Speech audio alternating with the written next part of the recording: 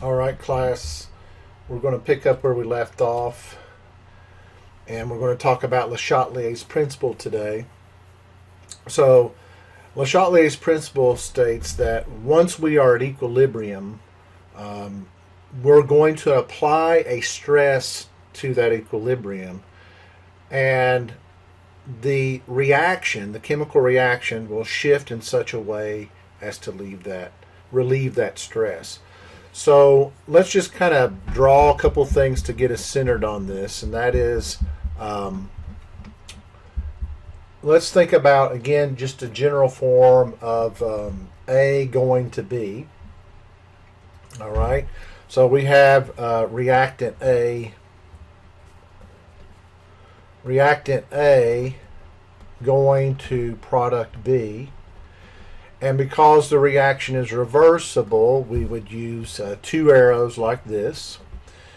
And if we drew a plot of this reaction, we would have concentration over reaction progress. We'll just say reaction.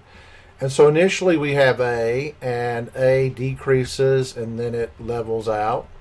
And then B starts at 0 and D increases. I think I said this wrong. A decreases and levels out. B increases the product and levels out. And this is where we are in equilibrium.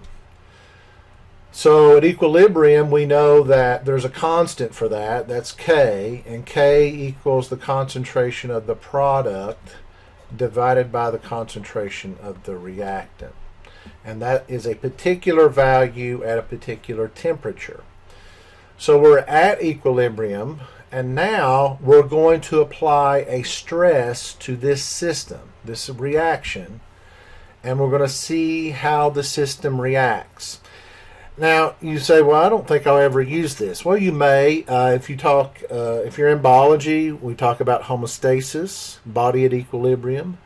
In physics, we say a body in motion tends to stay in motion, a body at rest tends to stay at rest. If you're looking at wildlife management, you look at predator-prey populations. Are they at equilibrium, or are they changing due to some stress on the system?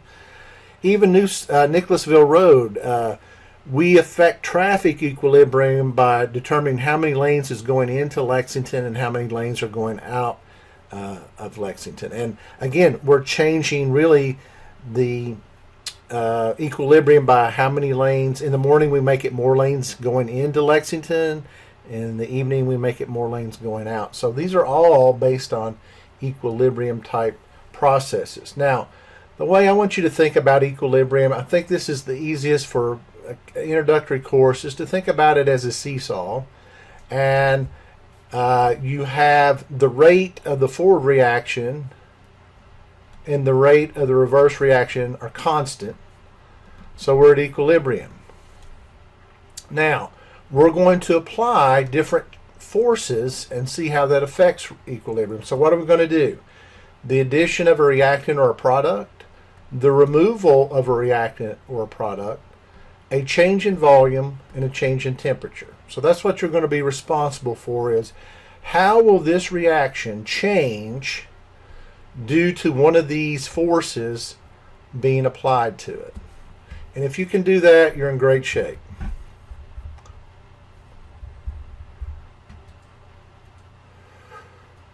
All right, so we have a little technical difficulty.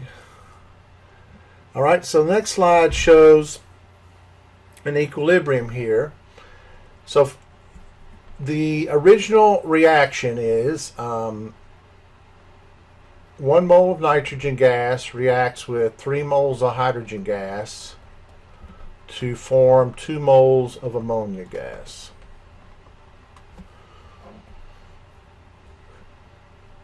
So this reaction shows what happens over time. The original equilibrium mixture is such and such. So we have 1.52, 2.05, and 1.56 raised to the appropriate coefficients here. Make sure you get the coefficients. And we have 0.297. Immediately after we add nitrogen, so what's happened here is we increase the nitrogen. We increase the nitrogen. How does that affect the equilibrium? So if we're looking at a seesaw and we are at nice equilibrium, we had a nice balanced seesaw like so, and now you're going to add more nitrogen, which is a reactant. So the seesaw gets out of whack, right? So if we add more nitrogen, we have more mass on the reactant side than the product side. And we show that here. We've increased the concentration of the nitrogen after we were at equilibrium, which causes the equilibrium, it's actually called a reaction quotient now, because we're not at equilibrium, we give this a symbol Q, it's called a reaction quotient. The reaction quotient is less than the equilibrium constant, which is this value right here. So what happens is the denominator has gotten larger, and when you take a number and divide it by a larger denominator, you get a smaller value here, 0.173, which is less than the original equilibrium constant of 0.297. So the reaction has to shift in such a way as to get this number back to the constant, 0.297. So to get this number back, what's going to happen is the nitrogen is going to have to decrease, which means the hydrogen is going to have to decrease, and the product is going to have to increase. And that's what you see here. Compare 1.52, now it's 1.64. You've increased the amount of product that's going to be formed. You have decreased the amount of nitrogen, and you have decreased the amount of hydrogen. So here's our seesaw. The reaction is going to have to shift to the right. That's the way we speak it. Shift to the right or shift to the products in order to get back to equilibrium. So effectively what we did here, we are at equilibrium, and by adding more nitrogen, we made more product, which is a lot of times what business wants to do, right? Industry, they're trying to sell a product, so how do they increase product? They add more reactants, and by adding more reactants, the reaction has to shift to product to get back to this constant of 0.297. So that's what happens, is you see that they added nitrogen here, and what was the effect? You increased the product and you decreased this reactant. So here we were at equilibrium, everything was nice, that's what we have, equilibrium at this point. Then we added this change, this force, extra nitrogen, caused our equilibrium to get out of whack, and so the reaction has to shift to the right to the product to get back to equilibrium. I hope that this is a really important slide. It really shows you what's happening with Le Chatelier's principle. It shows you mathematically down here that if you increase the denominator, you decrease the overall ratio, and now the ratio is less than the Q, so to speak, is less than the K, and now we have to shift to the right to the product to get Q equal to K, and that's what happens. The reaction will keep shifting to the right to the product until Q is now equal to K. And if you get this slide down, you're in great shape. I think you're going to do well on this section. So as far as concentration goes, what they're showing here is if you add any one of these two reactants or you remove the product, you're going to get the seesaw to go from equilibrium, which is this, to an unbalanced seesaw like this. So the addition of nitrogen, the addition of hydrogen, or the removal of ammonia is going to cause an imbalance like this, which means in all of these cases the reaction will shift to the right, forming more product to get back to equilibrium. Now, on this, on the other example here, if you remove either one of the reactants, you remove either the nitrogen or the hydrogen, or you add product, so you added ammonia to the equilibrium, then the reaction is going to have to shift to the reactants. It's going to shift to the left. And that's why this is highlighted with a larger arrow. Just like over here, this is highlighted with a larger arrow going to the product. Hope that makes sense, is that what we're trying to do is get back to equilibrium. Why do we have to get back to equilibrium? Because the K, the constant, is defined by temperature, and we have to get back to that value. And so when you add either one of these, let's look at the expression. I think that's really important. K equals the concentration of the ammonia raised to the second power divided by the concentration of the nitrogen and the hydrogen, the two reactants, and that's raised to the third power. So if you increase either one of these concentrations, the overall K is going to be, so now we call it Q. The Q is going to be less than K, and the reaction has to shift to the right to the products to get Q back equal to K. Over here, if you increase this and you decrease either one of these or one of those combinations, then Q is going to be greater than K. This number is going to be, if you add more of this, you're at equilibrium and you add more ammonia, Q, this number overall is going to get larger, so Q is greater than K. And if Q is greater than K, you have to shift to the left.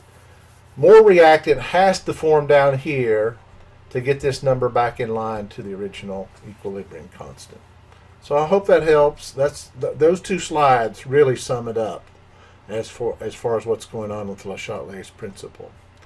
So now we're going to apply this. All right. So an industrially important reactant for the production of hydrogen gas is called the water gas shift. For each of the following scenarios, determine the equilibrium shift to the right, shift to the left, or neither.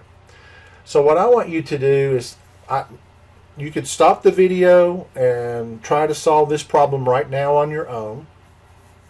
So the first thing I want you to do, which you should always do, is write the equilibrium expression. So stop the video and write the expression.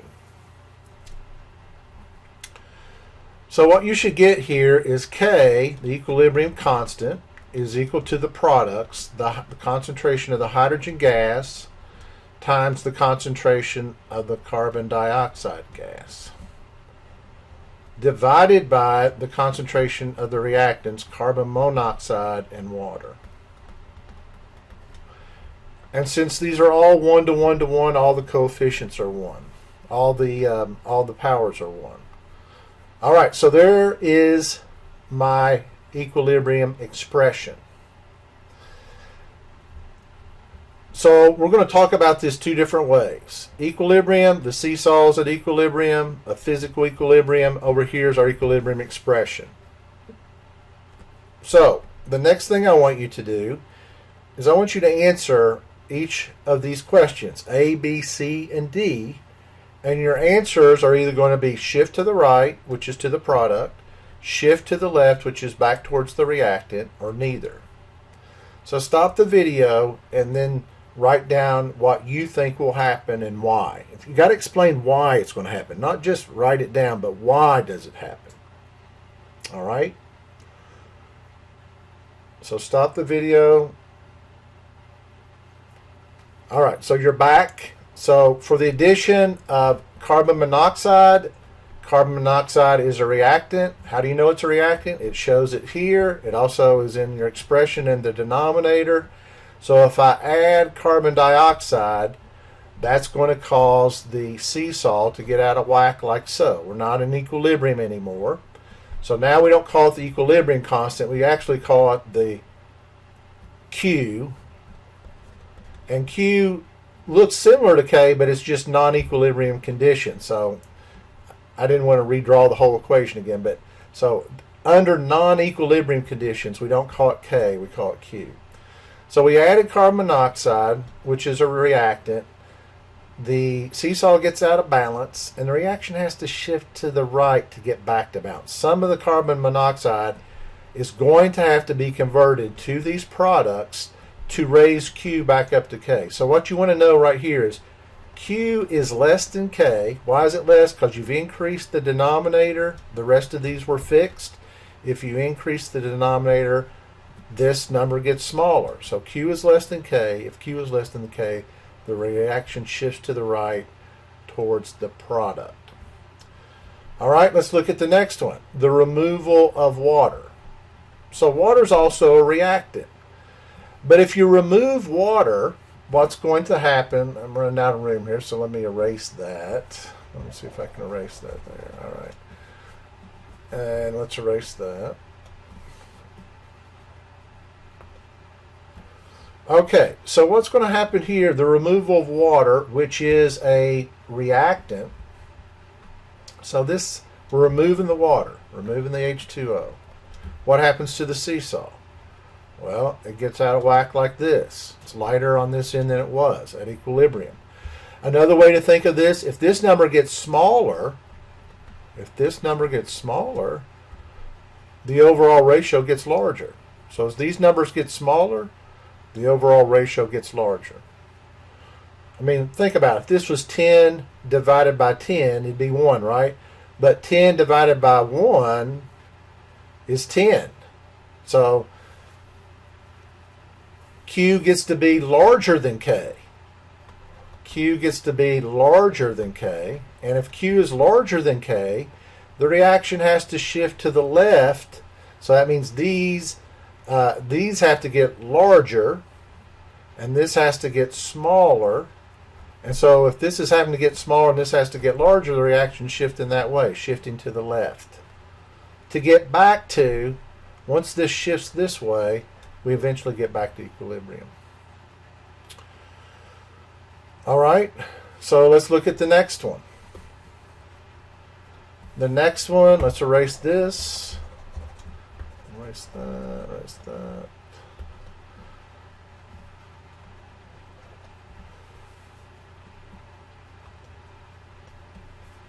Removal of hydrogen. Oh, well, hydrogen's on the product side. So this is getting less of this. Less of this means that, again, the seesaw is going to go like this because you remove the hydrogen. So the reaction has to shift to the right to make up for that loss. So this number gets smaller. Once you change the equilibrium, it's called a Q, and Q is going to be less than K. If Q is less than K, the reaction always shifts to the right, to the product. The reaction is going to shift to the right to make up for the loss. So you're actually going to increase the product. You're actually going to increase these concentrations, and you're going to decrease these concentrations. All right. And then the last one, the addition of CO2. Well, if you add CO2, again, let's go up here and erase what I've got here. What do you think? If you add CO2, what's going to happen? Well, if you add CO2, that's going to make the seesaw go down like that. That means this number is getting larger than it should be. That's going to make Q greater than K. And if Q is greater than K, the reaction has to shift to the left to get back to equilibrium. So these concentrations are going to have to decrease. These concentrations are going to have to increase to get back to Q equal to K. So in order for that to happen, the reaction has to shift towards the reactants. These increase, these decrease. All right, I hope you can do that. They're not that difficult. If you understand what we've talked about in these last 3 slides, you're in good shape.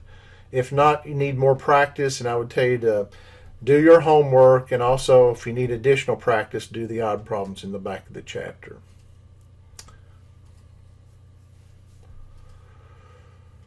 All right, so this is where it gets a little tricky for some students. So here we have a reaction, and it's at equilibrium. So at equilibrium, we have 6 of the orange and 2 of the white. And when we compress this, so if we decrease the volume, that's what we're doing here. Actually, that's probably too far. Let me erase that. So what we're doing here is we're decreasing the volume. The volume was here, all right? and now it's down here. So we decrease, the change in volume has decreased. And because the volume has decreased, that is a force that is enacted upon the system, and the system will shift in such a way as to minimize the total number of gas molecules. So over here you had 1, 2, 3, 4, 5, 6, 7, 8. You decrease the volume, which is increasing the pressure. Let's think about that. Remember ideal gas law, PV equals nRT. And so if we decrease the volume, we increase the pressure, because the relationship is pressure is inversely proportional to volume. So this is a stress. By decreasing the volume, that's a stress. We see an increase of pressure, and the reaction shifts in such a way as to reduce the number of gas molecules in the system. So we went from 1, 2, 3, 4, 5, 6, 7, 8 to 1, 2, 3, 4, 5, 6. So we go from 8 to 6.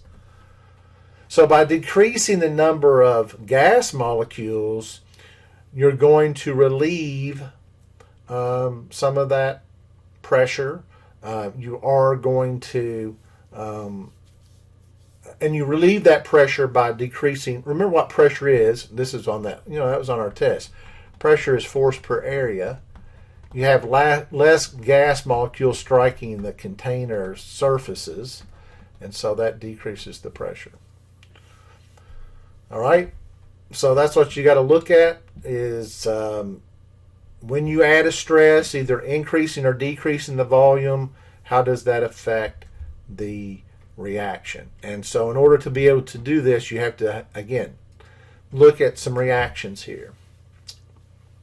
All right, so the first thing I want you to do here, anytime you're doing an equilibrium problem, first thing to do is write the equilibrium expression. So let's stop the video, and I want you to write the equilibrium expressions for each of these reactions.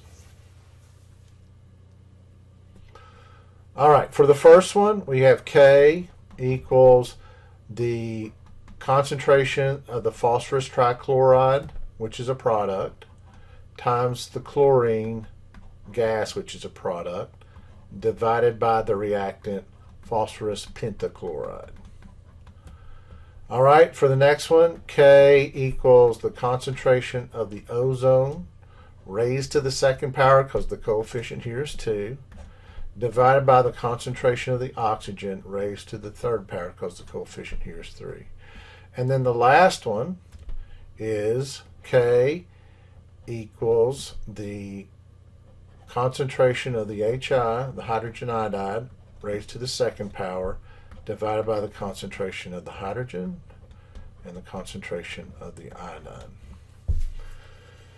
So the question says, what direction will the equilibrium shift when the volume of the reaction vessel is decreased? So they're saying you have your reaction vessel, here's where the plunger is, and now you're going to reduce the volume by increasing the pressure. All right, by decreasing the volume and increasing the pressure, or possibly increasing the pressure, let's say that. Let's be technical. It's just the change in volume we're really looking at here. All right, so how are you going to solve this? Well, it's the seesaw again. You're at equilibrium for this one. Okay, you're a nice equilibrium. All these start at equilibrium. Remember, that's Le Chatelier's. You're always starting at equilibrium. So you look at the reaction and you see that this side's going to be more affected by a decrease in volume than this side, because there's 2 particles here. There's only 1 particle here. So if you decrease the volume, the seesaw is going to get out of shape like this, because you're decreasing the volume of the phosphorus trichloride and the chlorine. So the reaction will shift this way to reduce the number of gas molecules. So this reaction is going to shift to the left to decrease from 2 molecules of gas, or 2 moles of gas to 1 mole of gas, if you want to think of it that way. All right, it makes sense. These numbers are going to get larger. This number is going to get smaller. Q is going to be greater than K, and the reaction has to shift to the right to get back to Q equals to K. Now, let me point this out to you. This may help some of you. Look at concentration. You know that concentration in molarity units is moles per liter. So effectively what you're doing is you're making this number smaller because you're decreasing the volume of the container. By making this number smaller, the molarity goes up. The moles are fixed. The moles are fixed in the container. What you're affecting is this volume here. As the volume decreases, the ratio increases. So that's what I say. These are getting larger due to a volume decrease, more so than this because it's 2 to 1. I hope that helped a little bit. Think about it if you're not quite getting that, but I'll show you again. So what happens here is you have 3 moles of gas on this side. You only have 2 moles of gas on this side. So if I increase the pressure, this side, because it has more moles, it's going to be affected more. So as I increase the pressure, the O3, because there's 3 moles of it, is going to be affected more than the O2 side. So you can see that over here. If you look at this part, what's happening is the volume is decreasing, and that's going to affect this more than it is this, because this is a 3 and this is a 2. So it gets a little tricky. The molarity of this goes up because the volume's decreasing, and it goes up more than this does. So in the end, Q is going to be less than K, all right? Because when you divide this larger number by the smaller number, that's going to make Q now less than K, and the reaction is going to have to shift to the right to reduce the number of moles of gas. So another way to think of this, if you don't want to get technical in the math, there's 3 moles of gas on this side, there's 2 moles of gas on this side. The reaction shifts in such a way as to reduce the number of moles of gas. That's the quickest way to do it. But for some of you, you want to see the math of it. That's why I'm doing that part there. But the easiest, yeah. Here you got 2 moles of gas. Here you got 1. The reaction is going to shift this way because you're reducing the number of moles of gas. Here you got 3 moles of gas. Here you got 2. It's going to shift this way to reduce the moles of gas. When we get to the last one here, well, this times that is like a second power, right? This would be to the first, and this is to the first. You add the exponents when you multiply. So you got the same number of moles of gas on both sides. You got 2 moles on both sides at equilibrium, 2 moles of gas. So when you add pressure, it affects both sides equally. So there's no change here, no change. Because it's 2 moles of gas total on this side, and then it's 2 moles of gas total on this side. Reducing the volume, which increases the pressure, doesn't affect either side. Or affects, let's say this, it affects both sides equally. That's a better way to say it. It affects both sides equally. So hopefully you can do that. You've got some homework problems like that. That's what Le Chatelier's principle is.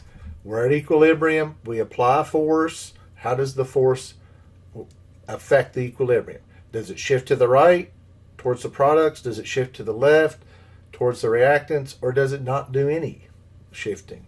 Because it affects both sides equally.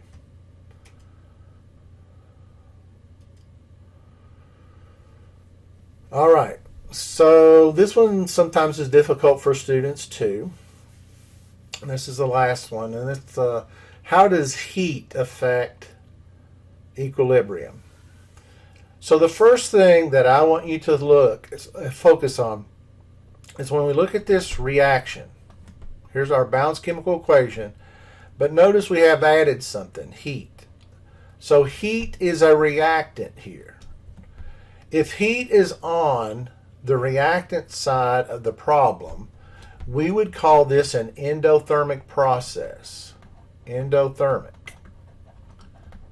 Now, we talked about endothermic. We said that when we looked at the reaction progress versus time, or well, reaction progress versus energy. Yeah. Here's where my reactants are. And because we're adding heat, the products are higher in energy than the reactants. So the product ends up being higher in energy than the reactants because we had to input heat into the reaction for this product to be formed. So that's what they ask you to do. Treat heat as though it were a reactant and then use Le Chatelier's principle to determine the shift. So we're at equilibrium. If we add heat to this reaction, if we treat it just like a reactant, it means it's going to get heavier on this side, and the reaction is going to have to shift to the right to get rid of that heat, that we added.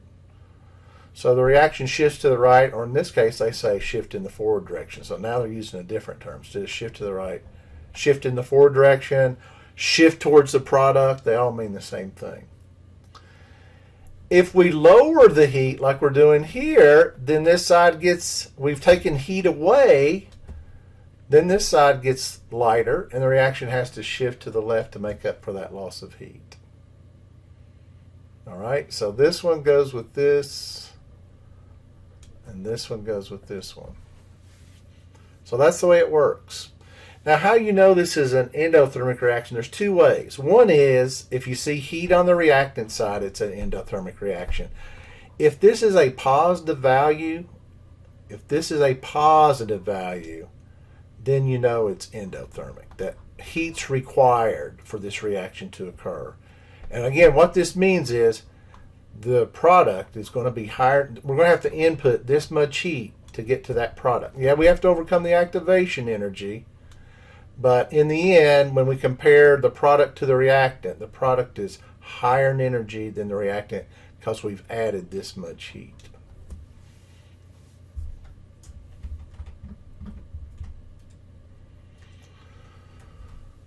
All right, so that's what this is showing. This is showing the difference at equilibrium. So we're nice equilibrium. We got a nice purple colored solution. And if you just remember that blue and red make purple, blue plus red make purple. So if we heat the reaction up, so here we have both blue and red present. We're at equilibrium. If we heat this reaction up, it shifts to blue. If we chill it down with ice, it shifts to red. So that's what we would see, factors that affect equilibrium based on temperature. So we've applied a force, in this case the heat, and it caused a shift to blue. And if we take away the heat, so the heat's leaving the solution into the ice, then that causes a shift to red. And you go, well, is it endothermic or exothermic? Well, that depends. Is it blue plus heat going to red? All right. So that would make sense because if you add heat, then it would shift towards the red, and that's not what's happening. Is it blue becomes red plus the loss of heat? That would make it exothermic. That would work. All right. So that's a possibility. If we add heat, then this side, no, that's not working either because that would make it go like this, and it would, it'd make it shift to the blue. Okay, so that would work. And they may talk about it in the context of the book, but it's definitely not this one because if you add heat, it would, and it was this reaction, this would be red. Now let's think of it the other way. If I take heat away, if I take the heat away through the ice, then the reaction goes like this, and the reaction has to shift to the right to get back to red. So that could be, this is a possibility. That's a possibility there of the reaction.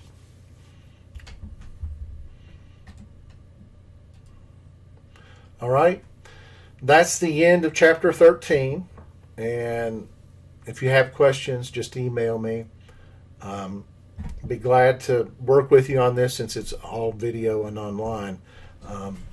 So email me if you have questions, and just try to work ahead and get the Learn Smart and the assignment done so you can ace the quiz and do well on the exam.